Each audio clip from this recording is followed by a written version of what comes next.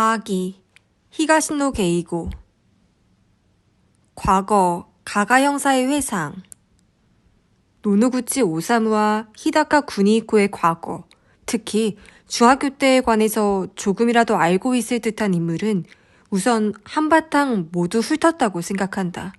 물론 그 밖에도 많이 있겠지만 일단 필요한 정보는 얻어낸 셈이 아닐까? 이 정보들은 아직은 조각난 퍼즐 같지만 완성된 모습이 희미하게나마 잡히는 것이다. 그리고 그것이 이번 사건의 참된 모습이라고 나는 확신한다. 중학교 시절의 괴롭힘과 폭력, 역시 그것이 두 사람의 관계를 상징하는 일이었다고 할 수 있을 것이다. 그렇게 생각하면 비로소 이해가 되는 사항들이 많다. 그들의 꺼림칙한 과거를 빼놓고는 이번 살인사건을 말할 수 없는 것이다. 학교에서 일어나는 괴롭힘에 대해서도 나는 약간의 경험이 있었다. 하지만 나 자신이 괴롭힘을 당했던 것도 거꾸로 누군가를 괴롭힌 것도 아니다. 적어도 그런 의식은 없었다. 경험이라는 건 교육자로서의 입장에서 겪은 것이었다. 벌써 10년 전의 이야기다. 나는 중학교 3학년에 담임을 맡고 있었다.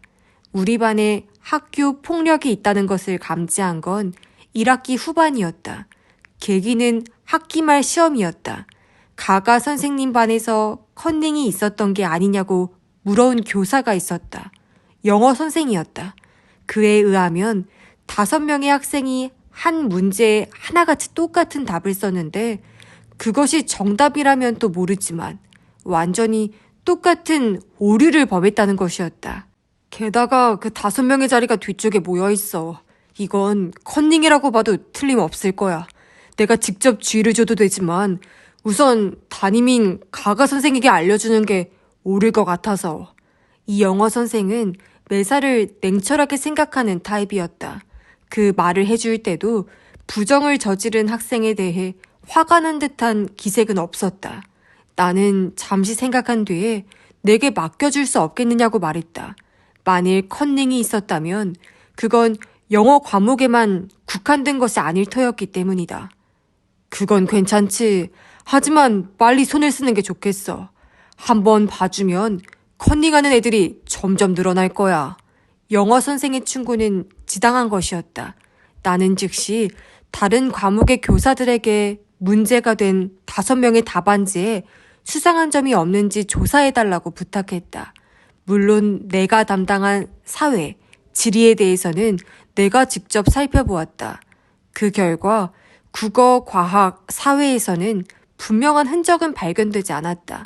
서로 비슷한 점이 없는 건 아니지만 그렇다고 컨닝이라고 단정하기는 어려운 상태였다. 이 점에 대해 과학교사는 말했다.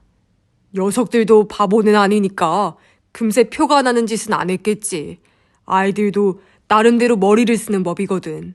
하지만 그런 연구가 수학에서는 허술했던 모양이다. 수학교사는 분명 컨닝이 있었다고 단언했던 것이다. 1학년과 2학년 수준의 수학을 이해하지 못했던 애가 3학년에 올라가서 갑자기 잘한다는 건 불가능해. 그러니까 이 학생이라면 이 문제는 풀 수 있고 저 학생이라면 완전 손을 들어버릴 것이다. 그런 걸 시험 보기 전부터 대충 알아. 이를테면 이 야마오카라는 학생은 마지막에 증명 문제는 도저히 못 풀어. 근데 그런 야마오카가 여기 정답지에 ADEF라고 썼지. 사실은 이 문제의 정답은 삼각형 DEF야. 도형 문제에 관한 기초 지식이 없기 때문에 남의 답안지를 슬쩍 보고 삼각형이라는 기호를 알파벳에 A라고 잘못 베껴 쓴 거야. 수학자답게 설득력이 있는 의견이었다. 아무래도 낙관할 수 있는 사태가 아니었다. 나는 어떻게 대처해야 할지 고민했다. 컨닝은 현장에서 붙잡히지 않는 한 웬만해서는 처벌하지 않는다는 게 이 학교의 방침이었다. 하지만 최소한 교사들이 컨닝을 눈치채지 못한 건 아니라는 점을 아이들에게 알려줄 필요가 있었다. 말하자면 경고를 해두는 것이다. 그래서 나는 어느 날 방과 후에 그 아이들을 불렀다. 그 자리에서 나는 우선 그들에게 커닝 혐의를 받고 있다는 것을 알렸다. 의심의 근거로는 영어 시험에서 똑같은 실수를 한 것을 들었다. 어때? 컨닝했어? 내 질문에 아무도 대답하지 않았다. 그래서 나는 야마오카라는 학생의 이름을 지적하여 다시 물었다. 그는 고개를 저으며 안 했습니다. 라고 대답했다. 다른 아이들도 한 명 한 명 물어보았다. 전원이 부정했다. 명확한 증거가 없으니 그 이상 추궁하는 건 불가능했다. 하지만 그들이 거짓말을 한다는 건 명백했다. 그들 중 4명은 시종부르퉁한 태도였지만 한 학생만은 눈두덩이 붉어져 있었다. 마이노라는 학생이었다. 그때까지의 성적으로 보아 다른 4명이 마이노의 답안지를 컨닝했다는 건 틀림이 없었다. 물론 답안지를 보여준 쪽도 컨닝한 쪽과 똑같이 처벌한다는 것이 학교의 규칙이었다. 그날 밤 마이노의 어머니에게서 전화가 걸려왔다. 아들의 태도가 아무래도 이상한데 학교에서 무슨 일이 있었느냐고 물었다. 내가 컨닝에 대한 이야기를 하자 그 어머니는 전화 너머에서 작은 비명을 올렸다. 분명 악몽을 꾸는 듯한 기분이었을 것이다. 설령 컨닝이 있었다고 해도 마이노 군은 답안지를 보여준 것뿐이라고 생각합니다. 하지만 부정은 부정이에요. 이번에는 증거가 없었기 때문에 경고 수준에서 그쳤습니다. 크게 충격을 받은 눈치던가요? 내가 묻자 그 어머니는 눈물 어린 목소리로 뜻밖의 이야기를 했다. 글쎄, 옷이 흙범벅이 되어서 돌아왔어요. 제 방에 틀어박혀 나오질 않은데 얼핏 보니까 얼굴이 퉁퉁 부었고 피도 흘리는 것 같아서. 얼굴이요? 다음날 마에노는 감기를 이유로 학교를 결석했다. 그리고 그 다음날 나왔을 때는 안대를 하고 있었다. 하지만 얼굴에 멍이 들고 뺨이 부어오른 것으로 보아 누군가에게 맞았다는 것을 금세 알 수 있었다. 그 시점에서 나는 모든 사정이 이해가 되었다. 마에노는 한패였던 게 아니라 다른 4사람이 시키는 대로 어쩔 수 없이 가담한 것이었다. 두들겨 맞은 것도 컨닝을 들킨 데에 대한 보복 일터였다.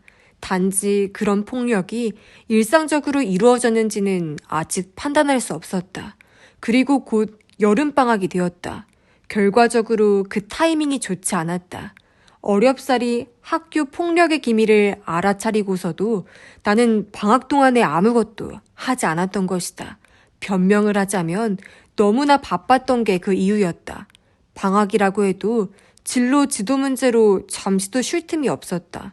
수집해야 할 각종 정보와 처리해야 할 일거리가 항상 산더미였다. 하지만 그건 역시 변명에 불과하다.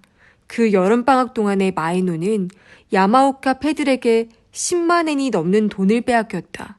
아니, 단순히 돈을 갈취하는 것을 뛰어넘어 그들을 묶고 있던 검은 인연의 끈은 좀 더 음습하고 복잡한 것으로 변해갔다. 그리고 그것을 나는 한참 뒤에야 알았던 것이다. 2학기가 시작되면서 마에노의 급격한 성적 저하와 일부 양심적인 학생의 정보를 통해 나는 악질적인 폭력이 거의 일상화되다시피 한 현실을 알게 되었다. 마에노의 머리에 담뱃불에 의한 화상이 6군데나 되는 등 그것은 내 상상을 초월하는 악행이었다. 나는 어떻게 대응해야 할지 고민했다. 3학년의 괴롭힘 사건은 그냥 못 본 척 졸업할 때까지 기다리는 게 상책이라고 하는 교사도 있었지만 나는 그렇게는 할 수 없었다. 3학년을 담당하는 건 나로서는 처음이었다. 내가 맡은 반에 들어온 것이 불운이 되는 사태만은 막고 싶었다. 나는 우선 마에노에게 사정 이야기를 들어보기로 했다. 어떤 경위로 괴롭힘이 시작되었고 지금까지 어떤 일이 있었는지 물어보았다. 하지만 마에노는 아무 말도 하지 않았다. 말을 하면 폭력이 더욱 가중될까봐 두려워했던 것이다. 그의 공포감이 심상치 않다는 것은 정수리에서 흘러내리는 땀과 떨리는 손끝이 그대로 말해주고 있었다. 나는 그에게 자신감을 불어넣는 것부터 시작하자고 생각했다. 그래서 생각해낸 것이 검도였다. 나는 특별 활동에 검도부를 맡고 있었다. 검도를 통해 기가 약한 학생이 어느새 씩씩하고 늠름해지는 것을 나는 몇 번이나 보았었다. 하지만 학기 중에 검도부에 들어가는 건 절차상 불가능한 일이어서 매일 아침마다 개인 지도를 해주기로 했다. 마이노는 내키지 않은 기색이었지만 그래도 아침마다 도장에 나와주었다. 머리가 좋은 아이였으니 젊은 담임선생이 어째서 갑자기 검도를 가르치겠다고 나섰는지 충분히 이해했을 것이고 그것을 무시하는 건 미안한 일이라고 생각했을 것이다. 그런 그가 관심을 보인 것이 있었다. 칼 던지기였다. 그것은 집중력을 기르기 위해 내가 이따금 하던 훈련이었다. 다다미를 세워놓고 그 관역을 향해 넓적한 칼을 던지는 것이다. 때로는 눈을 감고 던지고 뒤로 서서 던지기도 했다. 만에 하나 사고를 걱정해서 아무도 없는 시간에 그 훈련을 했었는데 우연히 마에노가 내 연습 장면을 목격하고 강한 관심을 보였던 것이다. 마에노는 가르쳐달라고 부탁했지만 물론 그럴 수는 없었다. 단지 내 훈련 모습을 지켜보는 것만은 허락해 주었다. 그는 한참 떨어진 곳에서 흥미진진하게 지켜보곤 했다. 나는 할 수 있다. 그런 믿음이 있어야 해. 요령을 물어왔을 때 나는 그렇게 대답했다. 괴롭힘의 중심 인물인 야마오카가 맹장염으로 입원한 건 그 얼마 뒤의 일이었다. 나는 아주 좋은 기회라고 판단했다. 이대로 괴롭힘이 진정되기를 기다리는 식의 소극적인 방법은 안 된다고 생각했다. 이 기회를 활용하여 야마오카에게 굴복하는 마음을 깨끗이 지워주자고 생각했다. 나는 마에노에게 그날 노트를 복사해서 병원에 가져다 주라고 지시했다. 그는 금세 울듯한 얼굴로 거부했지만 나는 받아주지 않았다. 얻어맞는 개와도 같은 굴욕적인 상태로 그를 졸업시키고 싶지 않았던 것이다. 병원에서 어떤 대화가 오고 갔는지 나는 알지 못한다. 마에노는 말없이 복사지만 내려놓고 곧바로 병원을 나와버렸는지도 모른다. 야마오카 역시 이불을 얼굴에 덮은 채 모른 척 했을 수도 있다. 그래도 나는 괜찮다고 생각했다. 야마오카가 퇴원한 뒤에 나는 이 시도가 성공했다고 확신했다. 학생 몇몇에게 슬쩍 물어본 바로는 마에노가 괴롭힘을 당한다는 이야기는 나오지 않았기 때문이다. 그 아이들이 반드시 사실만을 말한 건 아니겠지만 예전에 비해 훨씬 환해진 마에노의 태도에서 나는 사태가 호전되었다고 판단했다. 하지만 그것이 큰 착각임을 깨달은 것은 마지막 순간, 즉 졸업식이 끝나고 난 직후였다. 사실 나는 내심 신이 나 있었다. 학생들의 진로도 빠짐없이 정해졌고 이제 남겨진 문제는 하나도 없다고 믿었다. 앞으로 교사로서 잘 해나갈 수 있겠다고 혼자서 도취감에 젖어 있었다. 그런 내게 한 통의 전화가 걸려왔다. 경찰서에서 온 것이었다. 청소년과의 경관이 알려준 소식은 내 머리통에 찬물을 끼얹었다. 마에노가 상해죄로 체포되었다는 것이다. 장소는 게임센터, 피해자는 야마오카였다. 처음 그 소식을 들었을 때 혹시 반대로 말한 게 아닌가 하고 생각했다. 피해자는 마에노, 가해자는 야마오카가 아닌가. 하지만 듣고 보니 사정이 이해되었다. 체포될 당시에 마에노의 옷은 찢겨지고 온몸은 상처투성이에 얼굴은 일그러져 있었다고 한다. 마에노를 그런 꼴로 만든 것은 야마오카 일당이었다. 마에노가 혼자 있는 것을 발견하고 놈들이 멍석말이를 하듯이 두들겨 팬 것이었다. 그들은 졸업 전까지 잔소리 많은 가가 선생 때문에 폭력을 꾹 참고 있었던 것뿐이었다. 놈들은 쓰러진 마에노의 얼굴에 오줌까지 갈기고 자리를 떴다. 마에노가 얼마나 그곳에 쓰러져 있었는지는 확실하지 않았다. 하지만 온몸의 아픔을 견디며 일어서자마자 그는 학교 검도장으로 갔다. 그리고 내 로커에서 칼을 훔쳐냈던 것이다. 야마오카 일당이 노는 곳을 알고 있었던 것은 몇 차례 돈을 들고 찾아간 경험이 있었기 때문이다. 마이노는 게임기 사이에서 키들키들 웃고 떠들어대는 야마오카를 발견하자 망설일 것도 없이 뒤에서 덤벼들었다. 그가 가진 칼은 야마오카의 왼쪽 배를 찔렀다. 경찰에 신고한 것은 게임센터 직원이었다. 그리고 경찰이 도착할 때까지 마이노는 우두커니 서 있었다고 한다. 나는 즉시 경찰서로 달려갔다. 하지만 마이노를 만날 수 없었다. 그가 면회를 거부했기 때문이다. 또한 야마오카는 곧바로 병원에 실려갔고 생명에 지장은 없다는 이야기를 들었다. 나중에 담당 경관은 나에게 말했다. 마이노는 상대를 죽이고 자신도 죽을 생각이었답니다. 야마오카에게 왜 그렇게 마이노를 괴롭혔느냐고 물었더니 그냥 마음에 들지 않아서 그랬대요. 왜 마음에 들지 않았느냐고 다시 물어봤는데 딱히 이유는 없다는 거예요. 아무튼 마음에 안 든다. 아무튼 마음에 안 든다. 그 말만 자꾸 하더라고요. 그 말을 나는 한없이 어두운 마음으로 듣고 있었다. 나는 마에노도 야마오카도 그 뒤로 한 번도 만나지 못했다. 특히 마에노의 어머니에 의하면 가가 선생이라는 사람은 이 세상에서 가장 만나고 싶지 않은 인간이라는 모양이었다.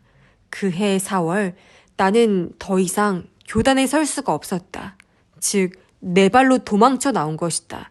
그건 내 인생에서 가장 큰 실패였다. 나는 지금도 그렇게 생각하고 있다. 진실, 가가 형사의 해명. 몸은 좀 어떠세요? 조금 전에 담당 의사에게 잠깐 들었는데 수술을 받기로 결심했다면서요. 그 말을 듣고 저도 안심했습니다. 마음 약한 소리를 하시는군요. 아니요, 성공할 가능성이 상당히 높다던데요. 그저 위로 삼아 하는 말이 아니에요. 정말입니다. 전부터 물어보고 싶었는데 노노구치 씨가 병을 자각한 건 언제쯤이죠? 지난 겨울인가요? 아니면 올해 들어서? 그건 아니시겠죠. 적어도 작년 연말쯤에는 병이 재발했다는 걸 느끼셨을 텐데요. 동시에 이번만은 가망이 없겠다는 식으로 생각하셨던 게 아닌가요? 그래서 병원에도 가지 않았겠지요. 제가 이런 생각을 하는 이유는 단 한 가지예요. 그 무렵에 당신이 이번 일을 계획했을 거라고 짐작하니까요. 이번 일이라는 건 물론 히다카 구니이코 씨를 살해한 사건입니다. 놀라셨어요? 하지만 제가 느닷없는 소리를 한다고 생각하지는 않아요. 네, 근거가 있습니다. 증거도 있어요. 거기에 대해 지금부터 이야기를 해보려고 합니다. 좀 길어지겠지만 담당 의사에게는 일단 허락을 받았습니다. 우선 이걸 좀 보시죠. 네, 사진입니다.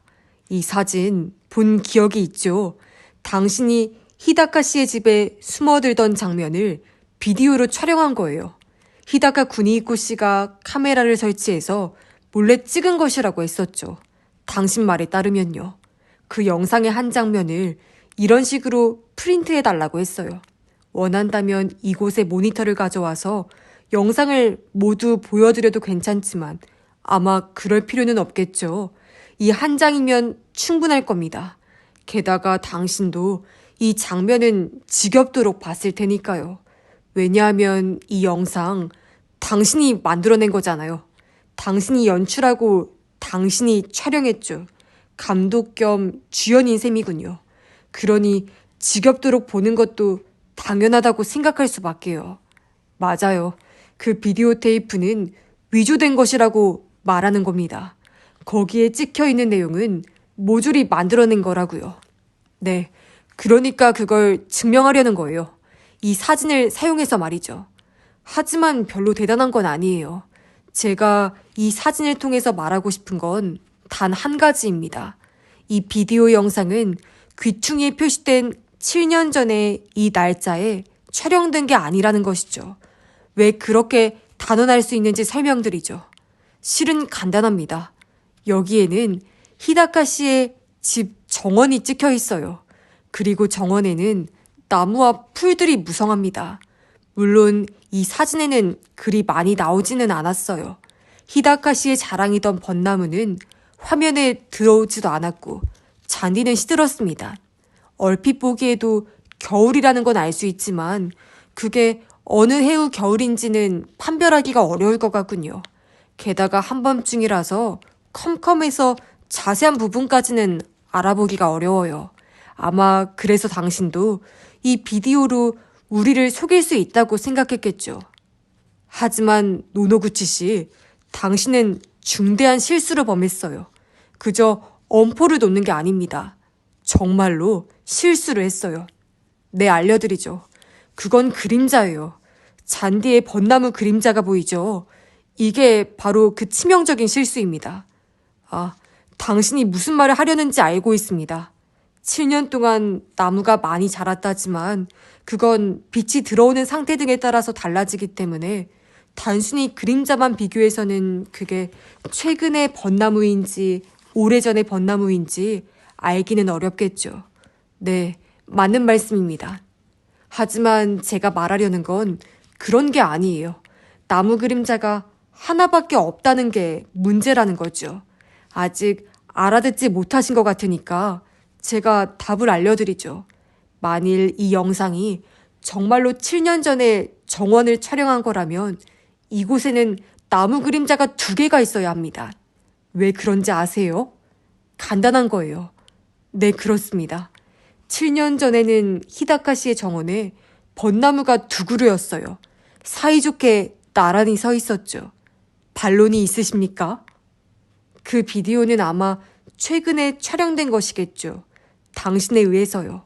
문제는 과연 당신에게 비디오를 촬영할 기회가 있었느냐는 것입니다. 그 점에 대해서는 히다카 리에 씨에게 확인했습니다. 그다지 어렵지 않을 거라는 게 히다카 리에 씨의 대답이었습니다.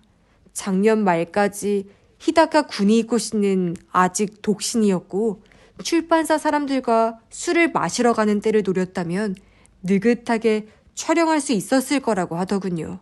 단지 그럴 경우에는 집에 열쇠가 필요하게 됩니다. 정원으로 히다카 씨의 작업장에 숨어들어 비디오 촬영을 하려면 작업실 창문을 열어야 했을 테니까요. 리에 씨의 증언에 따르면 그것도 별 문제가 없었을 거라고 하더군요. 왜냐하면 히다카 구니이코 씨는 바깥에 술을 마시러 갈 때는 열쇠를 가져가지 않고 현관 앞 우산대 뒤에 감추어 두곤 했기 때문이라고 합니다. 2번 바깥에서 열쇠를 잃어버린 뒤로 그렇게 하게 되었답니다.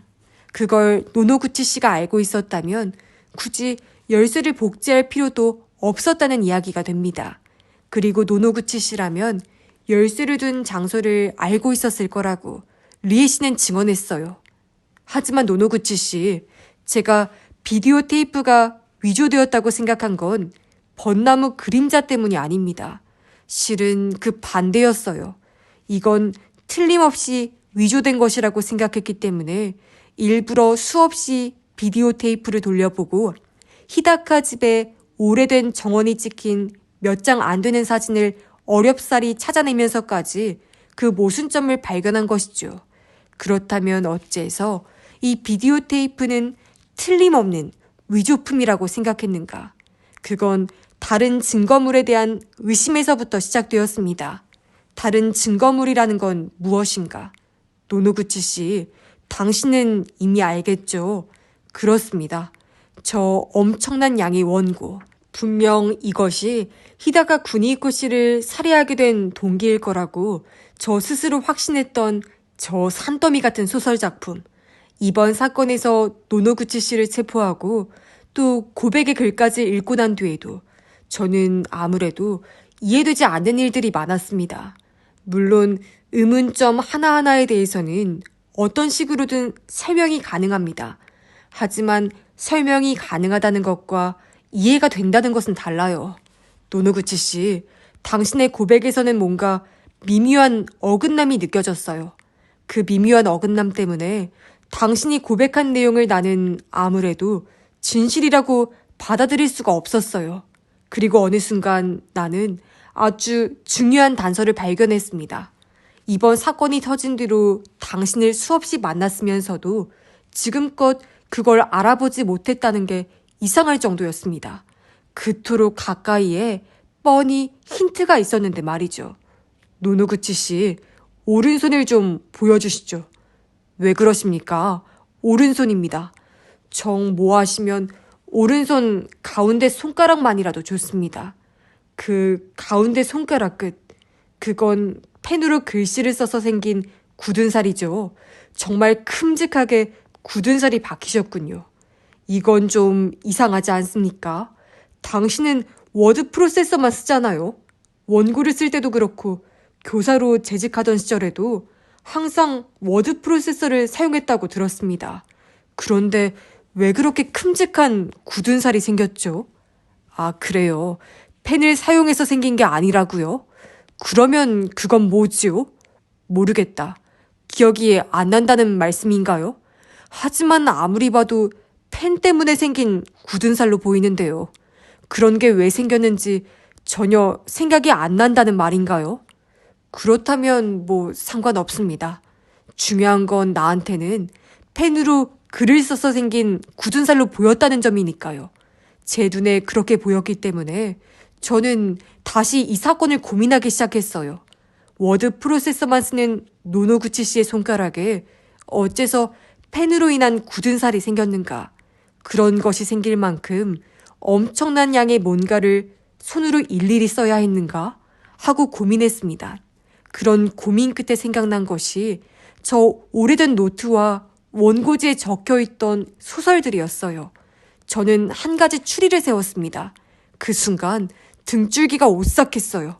만일 제 추리가 맞는다면 이번 사건의 구도가 완전히 뒤집히는 것이니까요. 그렇습니다. 저는 다음과 같이 추리했어요. 그 엄청난 양의 작품은 옛날에 쓴 것이 아니라 최근에 노노구치 씨가 급하게 써놓은 게 아닐까? 어때요? 제가 등줄기가 오싹할 만도 했죠. 만일 제 추리가 맞는다면 히다카 씨가 당신의 옛 작품들을 도둑질해서 자신의 소설인 것처럼 발표했다는 건 모두 거짓말이 되는 것입니다. 어떻게든 이 의문의 진위를 확인할 방법은 없을까? 나는 다방면으로 조사를 했습니다. 그리고 마침내 결정적인 증거를 잡았습니다. 노도구치 씨는 스지무라 헤이키치 씨라는 분을 아십니까? 모르세요? 그렇습니까? 역시 그렇군요. 당신이 직접 쓴 고백의 글에 의하면 어린 시절에 히다카 구니이코 씨와 함께 근처에 사는 불꽃놀이 폭죽 장인이 작업하는 걸 자주 보러 갔었고 그때의 경험을 바탕으로 둥근 불꽃이라는 소설을 썼다고 했죠. 그리고 그 둥근 불꽃을 이용해서 히다카 씨는 타오르지 않는 불꽃을 발표했다고 주장했어요. 스지무라 헤이키치 씨라는 분은 바로 그때의 폭죽 장인입니다. 네, 그건 나도 알아요. 이름을 잊어버렸다고 하시는데 그건 그리 큰 문제가 아니죠. 아마 히다카 구니이코 씨에게 물어봤어도 그 노인의 이름은 잊었다고 하지 않았을까요? 하지만요, 스지무라 씨 쪽에서는 기억하고 있었어요. 이름이 아닙니다. 얼굴을 기억하고 있었어요. 옛날에 자신의 작업장에 수없이 찾아왔던 그 아이의 얼굴을 말이죠. 스지무라 씨 이야기로는 그때 찾아왔던 아이는 둘이 아니라 한 명뿐이었다고 합니다. 네, 그렇습니다. 살아계셨어요. 연세가 90이 넘으셨으니 휠체어에 의지해서 생활하시지만 머리 쪽은 아직 멀쩡하니 건강하십니다. 당신과 히다카 씨의 중학교 때 앨범을 보여드렸는데 그때 놀러왔던 아이의 얼굴을 한번 보자마자 금세 이 아이라고 집어내셨어요. 바로 히다카 구니이코 씨의 얼굴을요. 노노구치 씨, 당신에 대해서는 전혀 모르는 아이라고 하셨고요. 스지무라 씨의 증언을 듣고 저는 확신했습니다. 히다카 씨가 당신의 소설을 훔쳤다는 건 거짓말이다. 그 오래된 대학 노트와 원고지에 써있던 소설은 당신이 히다카 씨의 소설을 모조리 베껴 써놓은 것이라고요. 그렇게 되면 당신이 히다카 씨에게 살인 미수건으로 협박을 당했다는 건 어떻게 되는가? 이미 다 아시겠죠. 저는 고민 끝에 그 비디오 테이프를 의심하기에 이른 것입니다. 당신이 살인 미수를 저질렀다는 것을 분명하게 보여주는 건 그 비디오 테이프뿐이니까요. 그때 사용했다는 나이프에는 아무런 증거 능력도 없습니다. 단순히 당신의 지문이 찍혀 있다는 것뿐이니까요. 그런 과정을 거쳐 저는 방금 설명했던 대로 그 비디오 테이프는 위조라는 것을 발견했습니다. 이건 거꾸로 말하자면 그때까지 세웠던 가설이 모조리 옳았다는 것을 의미합니다. 즉, 살인 미수 사건 따위는 일어나지도 않았고 히다카 씨는 당신을 협박하지도 않았다. 따라서 소설의 도작 같은 행위도 없었다는 이야기가 되는 것입니다. 그러면 당신이 살인 미수의 계기였다고 고백했던 히다카 하츠미 씨와 당신과의 관계는 어떻게 된 것인가? 당신이 말한 그런 불륜 관계가 정말로 있었는가? 여기서 잠깐 복습을 좀 해보죠. 당신과 히다카 하츠미 씨의 관계를 암시해주는 증거들은 어떤 것이었죠? 우선 당신의 방에서 발견된 에이프런과 목걸이, 그리고 여행 신청서입니다. 거기에 나중에 역시 당신의 방에서 발견된 후지산 차량 휴게소에서 촬영한 듯한 하츠미 씨의 사진, 그리고 같은 장소에서 찍은 것으로 추정되었던 풍경 사진. 이상입니다. 그것 말고는 아무것도 없어요. 두 사람의 관계를 증언해준 사람도 없었습니다. 그 물건들 중에서 여행 신청서는 어디서든 누구나 마음대로 구할 수 있는 것이기 때문에 당신과 하츠미 씨의 관계를 증명해준다고 할 수 없겠죠. 목걸이는 당신이 하츠미 씨에게 선물하려고 했다는 당신 스스로의 증언뿐이었어요. 그러면 에이프런은 어떤가? 그건 아무래도 하츠미 씨의 물건이라는 게 틀림이 없습니다. 그 에이프런을 입은 하츠미 씨의 사진이 있다는 건 언젠가 당신에게도 말했던 그대로입니다. 하지만 당신이 히다카 씨의 집에서 부인의 에이프런을 몰래 빼내오는 건 불가능한 일이 아니었어요. 히다카 구니히코 씨가 리에 씨와의 결혼을 앞두고 전처인 하츠미 씨의 짐을 정리했을 때 당신이 그 일을 도와주었기 때문입니다. 에이프런 하나쯤 몰래 훔쳐내는 건 아마 쉬운 일이었겠죠. 그날 당신은 에이프런 외에도 또 한 가지를 더 훔쳐냈을 가능성이 있어요. 바로 사진입니다. 당신이 훔쳐내야 할 사진의 조건은 아마 이런 것이었을 겁니다. 우선 하츠미 씨 혼자 찍은 사진, 같은 장소에 구니히코 씨는 나오지 않는 사진, 그리고 또 한 가지, 가능하다면 그곳에서 찍은 풍경 사진이 한 장 있으면 좋겠다.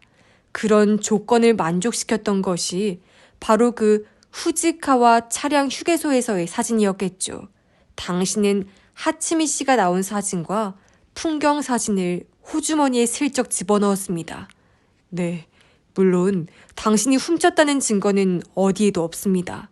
하지만 훔쳐내는 건 얼마든지 가능했다는 것이죠. 그리고 그것이 가능한 이상 당신이 고백한 하츠미 씨와의 불륜 관계에 대해서는 곧이곧대로 받아들일 수 없다는 것입니다. 오히려 살인 미수 사건이 없었고 히다카 구니히코 씨에 의한 협박도 도작도 없었다. 이야기가 그렇게 되면 그 전제 조건이라고 할 수 있는 당신과 하츠미 씨의 불륜 관계도 없었다고 생각하는 게 타당하지 않을까요? 맞습니다. 그렇게 생각해 나가면 당연히 하츠미 씨의 사망에 대해서도 단 한 가지 답이 나올 뿐입니다. 그건 틀림없는 사고사였을 뿐 결코 자살 같은 게 아니었다는 것이죠. 동기가 없으니 자살이었다고 의심할 이유도 없는 것입니다. 이쯤에서 한 차례 정리를 해봅시다. 노노구치 씨, 당신이 작년 가을쯤부터 대체 무슨 짓을 해왔는가? 그것을 시간대별로 돌아보려고 합니다. 우선 당신은 쓰지 않은 채 낡아버린 대학 노트를 준비했습니다.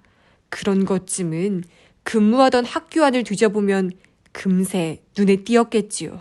그리고 거기에 히다카 구니히코 씨가 이미 발표한 작품들을 차례차례 베껴 썼습니다. 하지만 그 내용을 그대로 베끼는 게 아니라 표현이나 인물의 이름을 바꾸고 줄거리를 약간 각색해서 마치 기존 작품의 원형인 듯한 인상을 주도록 했습니다. 책 한 권을 베끼더라도 최소한 한 달은 걸리지 않았을까요? 참 힘든 작업이었을 거라고 충분히 상상이 됩니다. 거기에 더하여 최근의 작품은 워드 프로세서에 차례차례 입력했습니다. 대학 노트와 함께 발견된 원고지의 소설은 실제로 당신이 옛날에 써둔 것이었겠죠. 히다카 씨의 소설 중에는 그것과 내용이 일치하는 건 없으니까요. 그리고 얼음의 문에 대해서는 당신이 그 전개를 열심히 생각해내야 했을 겁니다. 그 아이디어 메모를 반드시 형사의 눈에 띄도록 해야 하고, 또한 히다카 씨를 살해하던 날의 알리바이 조작용으로 다음 연재분을 당신이 직접 써야 했기 때문입니다. 그 다음은 비디오 영상의 조작입니다. 이건 아까도 말했듯이 아마 작년 연말쯤에 촬영했겠죠. 그리고 히다카 씨의 집에 몰래 들어가 하츠미 씨의 에이프런이며 사진 등을 손에 넣었습니다. 그 밖에 여행 신청서와 목걸이 등의 소도구를 준비하는 작업도 했겠죠. 신청서는 오래된 것을 갖고 있었습니까? 하긴 그런 서류라면 학교에 많이 남아 있었겠죠. 당신은 양복장에 들어있던 페이즐리 무늬의 넥타이는 하츠미 씨에게서 선물 받은 것이고, 찬장의 마이센 차자는 둘이 함께 산 것이라고 했지만 그런 것들도 모두 최근에야 준비했을 겁니다. 그리고 또 한 가지 중요한 작업이 남았습니다. 히다카 부부는 캐나다에 보낼 짐을 일주일 동안 꾸렸다고 합니다.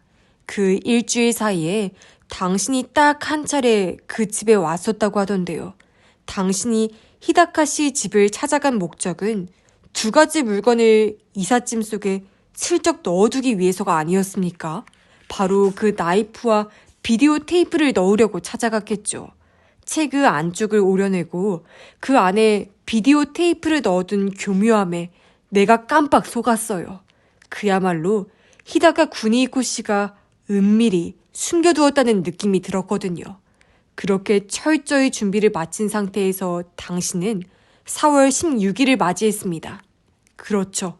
이번 사건이 일어났던 날입니다. 아니요. 그건 결코 충동적인 범행이 아니었어요. 오랜 시간 공들여 준비한 참으로 무섭고도 치밀한 사전 계획에 따른 범행이었죠. 통상 범죄 계획이라는 건 범인이 자신이 체포되는 것을 피하기 위해 짜여지는 법입니다.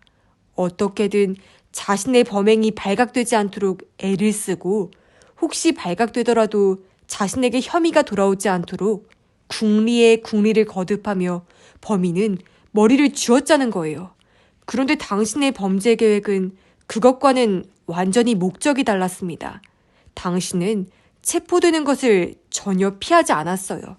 아니, 그러기는커녕 모든 계획이 자신이 체포될 것을 전제로 해서 세워졌던 거예요. 간단히 말하자면 이런 얘기입니다. 노노구치 씨, 당신은 오랜 시간과 수고를 들여 범죄의 동기를 만들어냈어요. 히다카 구니이코 씨를 살해하기에 적합한 동기를 말이죠. 실로 놀라운 발상이라고 생각합니다. 살인을 저지르기 전에 우선 동기를 준비하다니요. 이런 일은 아마 전대미문이 아닐까요? 나는 지금은 물론 자신 있게 이런 말을 하고 있지만 이 결론에 도달하기까지 정말 고민이 많았습니다. 설마 그럴 리는 없다 라는 식으로 자꾸 생각하게 되거든요. 비디오 테이프도 그렇습니다. 만일 경찰이 일찍부터 의심을 품었다면 그 테이프가 위조품이라는 건 훨씬 더 일찌감치 알아냈을 거예요. 하지만 수사진은 전혀 의심하지 못했습니다. 당연하죠. 그 비디오는 당신의 범행 동기를 증명하는 중요한 증거인데 설마 그런 증거를 범인인 당신 스스로 조작했으리라고 어느 누가 생각할 수 있었겠습니까? 대학 노트나 원고지에 쓰인 작품들도 그렇고 히다카 하츠미 씨와의 관계를 보여주는 소도구들도 마찬가지입니다. 그런 물건들이 만일 당신의 범행을 부정하는 증거였다면 수사진은 눈에 불을 켜고 그 진위를 확인했겠죠. 하지만 실제는 그 반대였어요. 모조리 당신의 범행 동기를 뒷받침하는 증거품이었습니다. 유감스럽게도 우리 경찰은 피의자에게 유리한 증거에는 엄격하지만 불리한 증거 쪽은 허술하게 지나쳐버리는 경향이 있습니다. 당신은 그런 약점을 기막히게 뚫고 들어왔어요.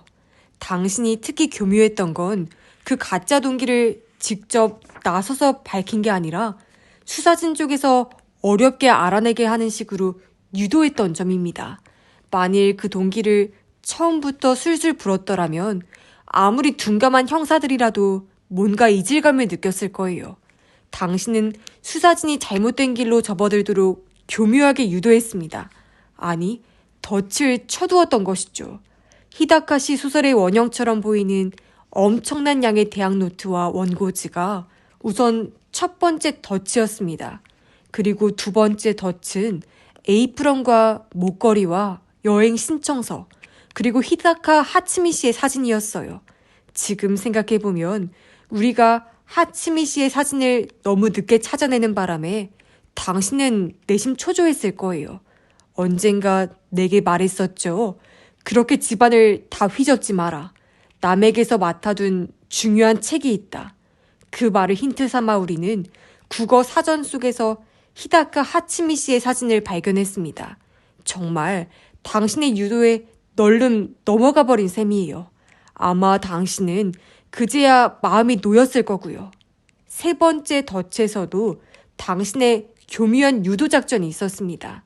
사건 후에 당신은 히다카 리에 씨에게 구니코 씨의 비디오 테이프가 어디 있느냐고 물었어요. 리에 씨가 캐나다로 보낸 이삿짐에 있다고 대답하자 당신은 그 이삿짐이 돌아오면 곧바로 알려달라고 부탁했었죠. 그 말을 듣고 나는 히다카 구니코의 비디오 테이프에 틀림없이 뭔가가 감춰져 있을 거라고 생각했습니다. 그렇게 그 살인 미수의 밤을 촬영한 비디오 테이프를 발견했어요. 게다가 그 비디오 테이프는 히다카 씨의 야광충이라는 책 속에 감추어져 있었죠. 야광충을 읽어보면 그 내용과 비디오 테이프에 찍힌 장면이 부합된다는 것을 누구라도 눈치챌 수 있었어요. 거기에도 당신의 보이지 않는 유도 작전이 있었던 겁니다. 그러고 보니 사건이 일어났던 날 밤에 거의 10년 만에 나를 다시 만난 당신은 히다카 구니코 씨의 소설 중에서도 가장 먼저 야광충을 추천했었죠. 그것 역시 앞을 내다본 유도 작전이었던 것이죠. 참 대단하십니다. 여기서 시계바늘을 조금 뒤로 돌려 그날의 일을 다시 살펴봅시다. 그날이라는 건 물론 당신이 히다카 구니코 씨를 살해한 바로 그날입니다. 지금까지 설명한 추리를 통해서도 알 수 있듯이 그 살인은 당연히 계획적인 것이었습니다. 하지만 당신은 그것이 계획적인 살인이라는 것을 어느 누구에게도 들켜서는 안 되었습니다. 이 사건을 반드시 충동적인 범행으로 처리해둘 필요가 있었던 것이죠. 그렇게 하지 않으면 당신이 조작한 살인의 동기가 빛을 발하지 못하게 될 테니까요. 당신은 살해 방법에 대해 나름대로 지혜를 짜냈습니다. 칼이나 독극물을 사용하는 건 안 될 일입니다. 그래서는 처음부터 살이가 있었노라고 스스로 공언하는 꼴이 되니까요. 그러면 목을 조를 것인가? 하지만 두 사람의 체력을 비교해보면 힘으로 밀어붙여 교살하기는 어려웠겠지요. 그런 이유 때문에 당신이 선택한 방법은 뭔가로 내리쳐서 살해한다는 것이었습니다. 등 뒤에서 둔기로 내리친다. 그리고 상대가 쓰러진 뒤에 목을 졸라 숨통을 끊는다. 네, 그런 것이죠. 하지만 그 경우에도 흉기는 필요합니다. 게다가 히다카 씨 집에 원래부터 있던 물건을 흉기로 쓰는 게 더 바람직하겠죠. 그래서 당신은 히다카 씨가 애용하던 문진을 생각해냈습니다.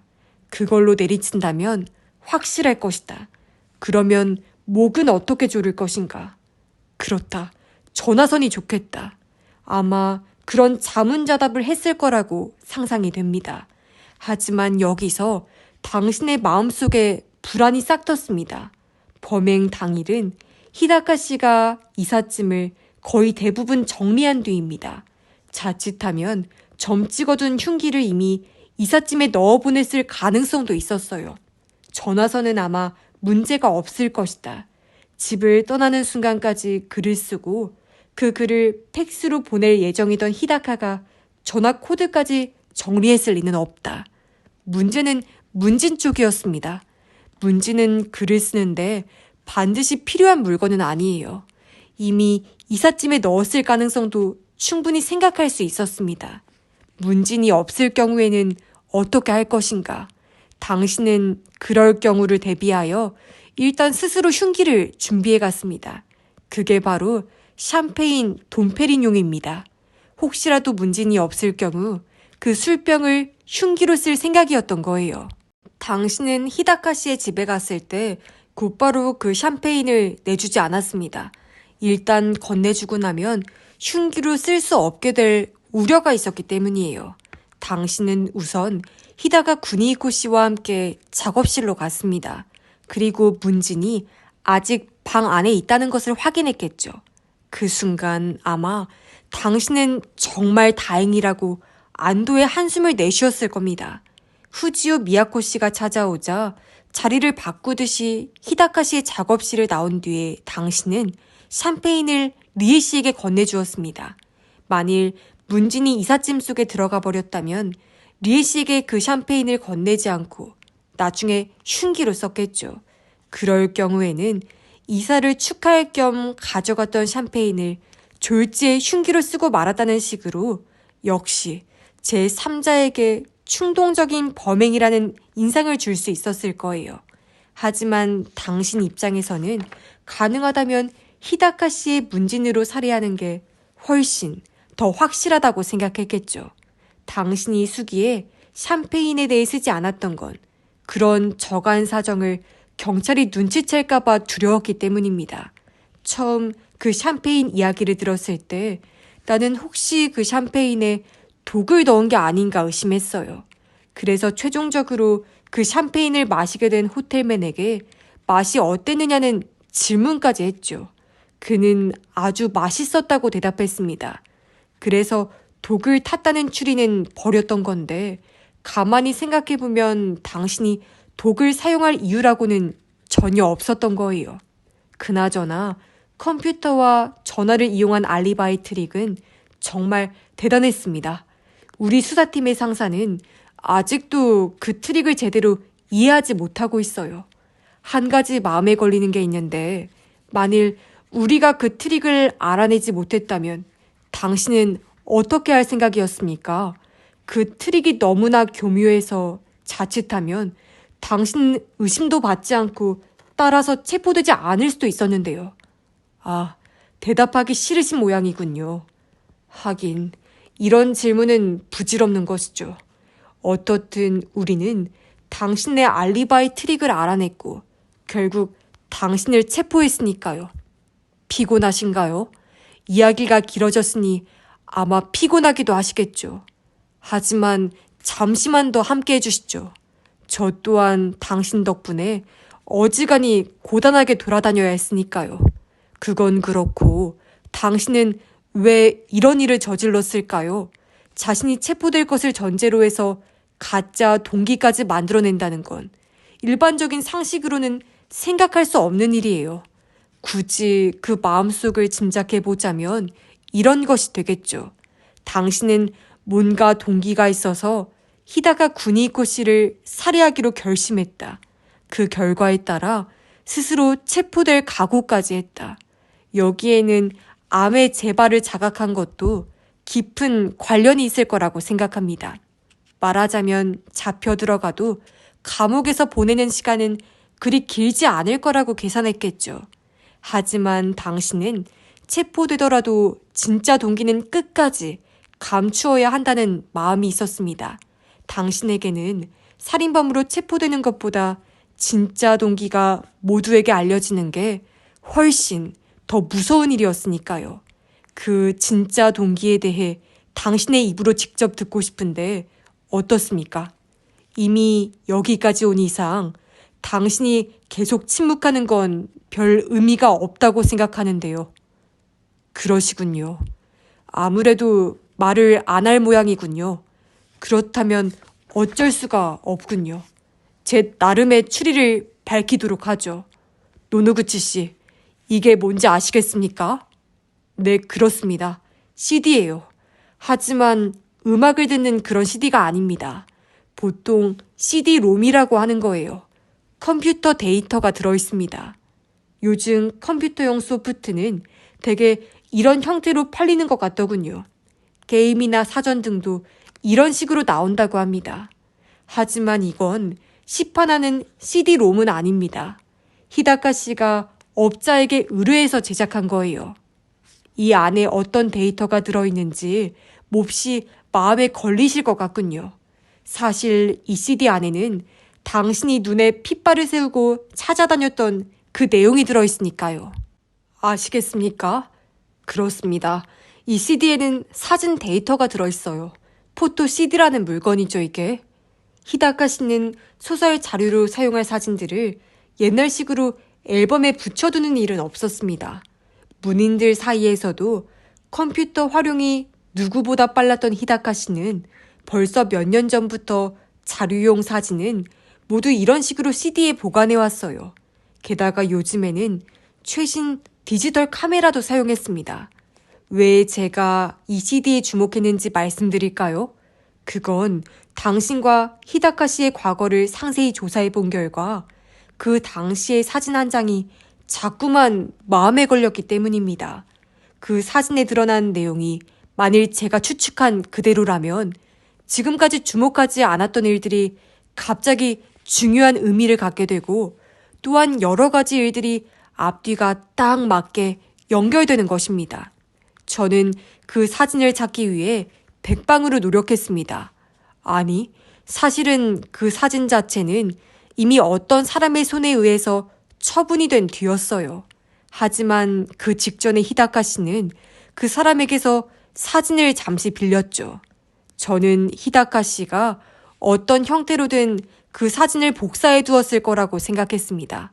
그렇게 해서 이 포토 CD를 발견한 것입니다. 아, 너무 장황한 설명은 제 자랑처럼 들리겠군요.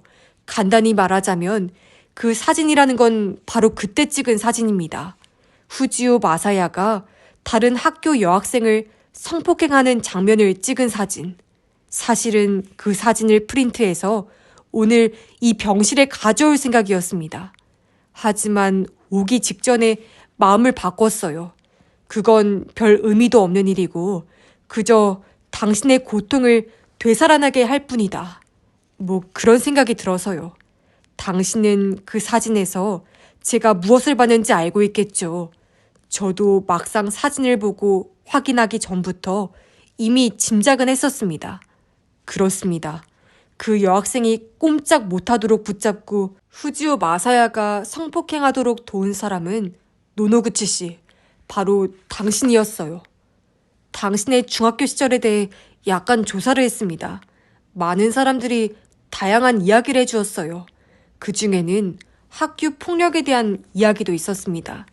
노노구치는 괴롭힘을 당했다는 사람이 있었어요. 아니, 그게 아니다. 그 친구가 괴롭힘을 당했던 건 잠깐 동안이고 그 뒤로는 내내 남을 괴롭히는 그룹에 속해 있었다는 증언도 들었습니다. 하지만 사실은 둘 다 똑같은 이야기라는 게 옳을 거예요. 당신은 처음부터 끝까지 학교 폭력에 시달린 것이죠. 단지 그 폭력의 형태가 바뀌었던 것뿐이에요. 노노구치 선생님, 이라고 여기서는 불러드리고 싶군요. 선생님도 교사로서 교단에 선 경험이 있으시고 그러니 누구보다 절실하게 느끼셨겠죠. 저 역시 그렇습니다. 학교 폭력에는 결코 끝이라는 게 없어요. 당사자가 같은 학교에 있는 한 언제까지고 이어지는 것입니다. 교사가 괴롭힘은 없어졌다라고 말할 때 그건 없어졌다고 생각하고 싶다 라고 말하는 것에 불과합니다. 그 성폭행 사건이 당신에게는 어떻게도 치유될 길 없는 마음의 상처라는 건 저도 충분히 상상이 됩니다. 누군들 좋아서 그런 짓을 했겠습니까? 후지오 마사야의 명령을 어겼다가는 또다시 우울한 폭력의 나날이 자신에게 떨어지리라는 건 틀림이 없었겠죠. 그것이 두려워서 정말 싫은데도 그런 더러운 짓에 가담하게 되었을 거라고 생각합니다. 그때 당신을 덮쳤을 죄책감, 자기 혐오를 생각하면 제3자인 저조차 가슴이 아픕니다. 가만히 생각해보면 당신이 그 당시에 당했던 최악의 폭력은 바로 그 성폭행의 공범이 되어야 했던 일이었을 거예요.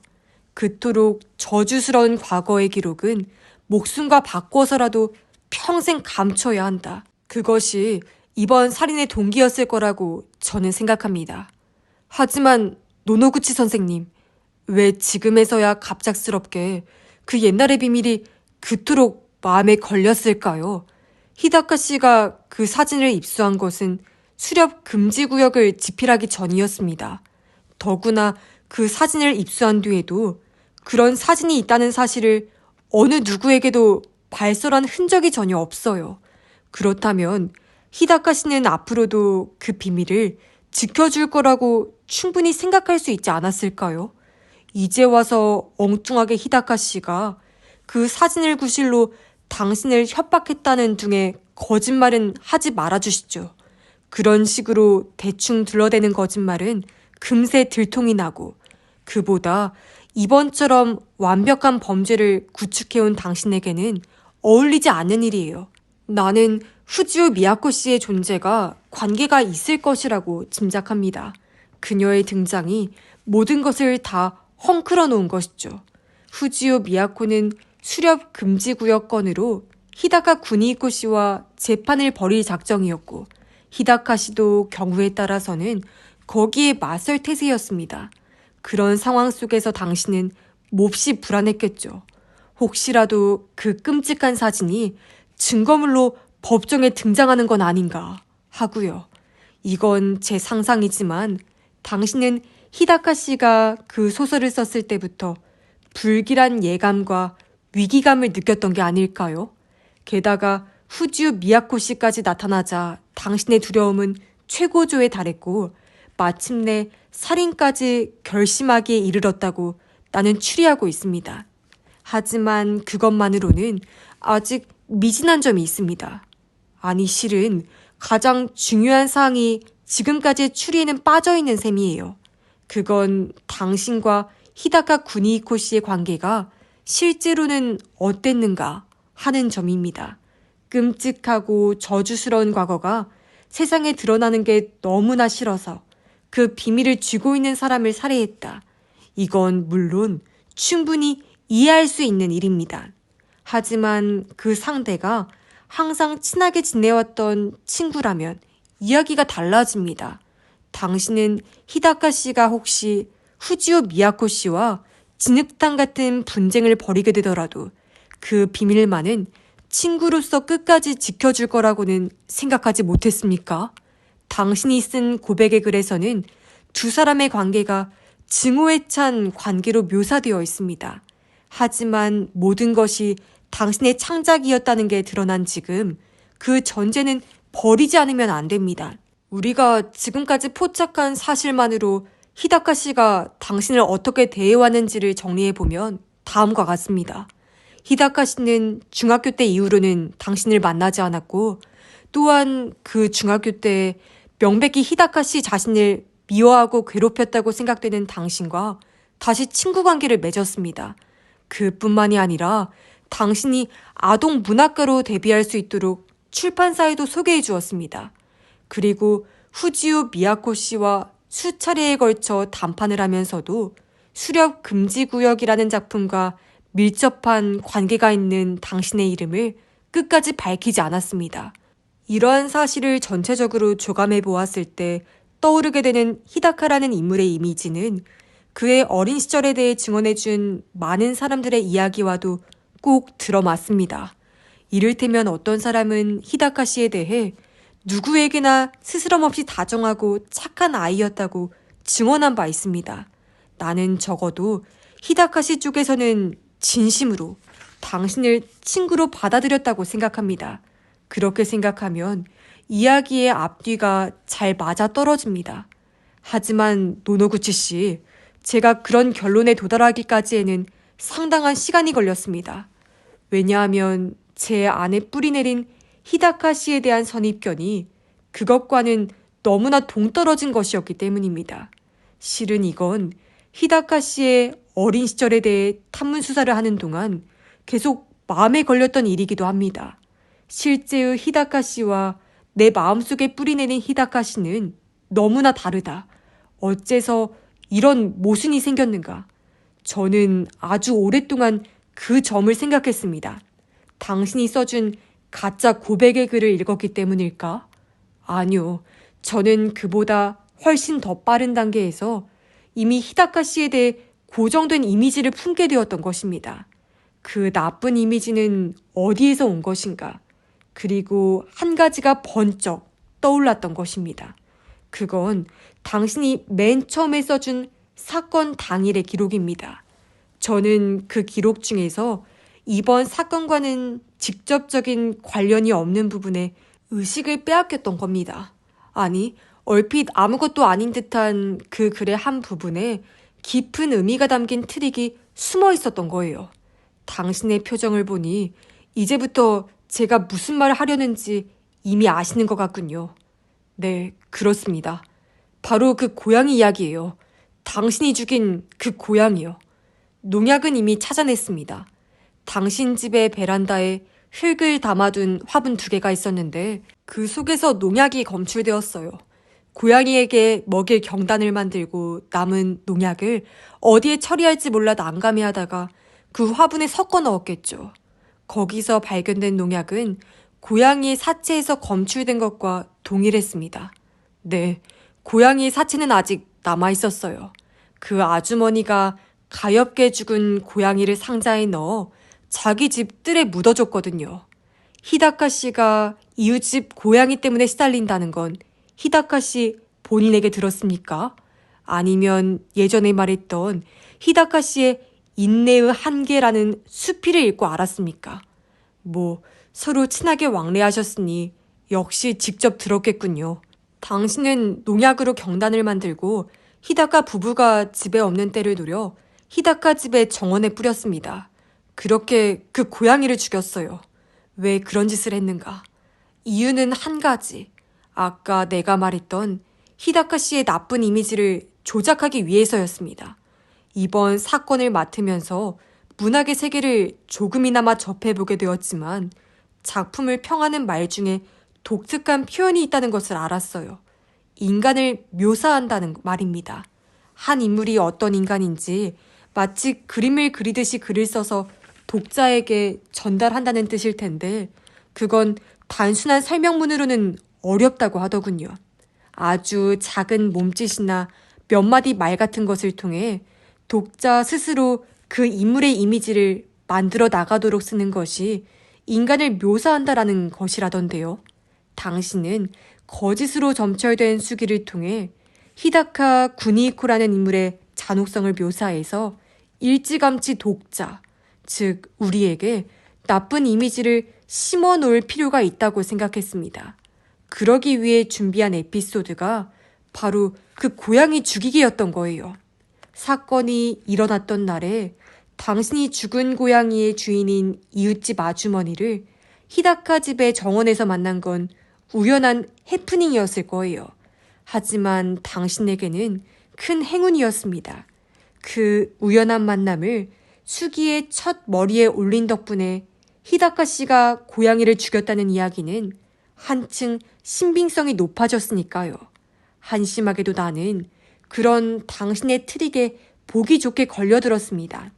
당신을 체포하고 당신이 맨 처음 쓴 수기는 믿을 만한 것이 못 된다는 사실을 알게 된 뒤에도 설마 고양이를 죽인 이야기까지 거짓말일 줄은 생각도 못했고 그때 품게 된 히다카 씨에 대한 나쁜 이미지를 끝내버리지도 못했으니까요. 대단한 트릭이었다고 밖에는 할 말이 없군요. 이번 사건에서 당신은 수많은 트릭을 사용했지만 바로 그 고양이 이야기가 그야말로 최고의 트릭이었다고 나는 생각합니다. 그리고 그 고양이를 죽인 이야기의 트릭을 마침내 깨닫고 난 뒤에 내 머릿속을 언뜻 스치는 것이 있었습니다. 어쩌면 그 트릭의 목적이 그대로 이번 범행의 목적이었던 게 아닐까. 즉, 당신의 궁극적인 목적은 히다카 씨의 인간성을 깎아내리는 데 있었다는 것입니다. 그렇게 생각하면 이번 사건의 전체 상이 뚜렷하게 잡히죠. 나는 조금 전에 당신의 범행 동기를 언급했습니다. 중학교 때의 저주스러운 비밀을 감추려는 마음에서 히다카 씨를 살해했을 거라고 말했어요.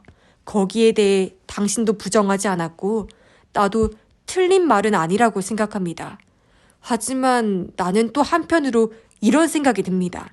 그건 당신이 살인을 결심한 계기였을 뿐 더 중요한 원인은 따로 있는 게 아닐까. 당신이 히다카 씨를 살해하겠다고 생각하고 그 범행 계획을 짜내기까지의 마음의 움직임을 상상해 본 것입니다. 앞서 말한 이유에서 당신으로서는 히다카 씨를 살해하기에 적합한 동기를 만들어낼 필요가 있었겠죠. 하지만 어떤 동기가 되었든 다 좋은 건 아니었어요.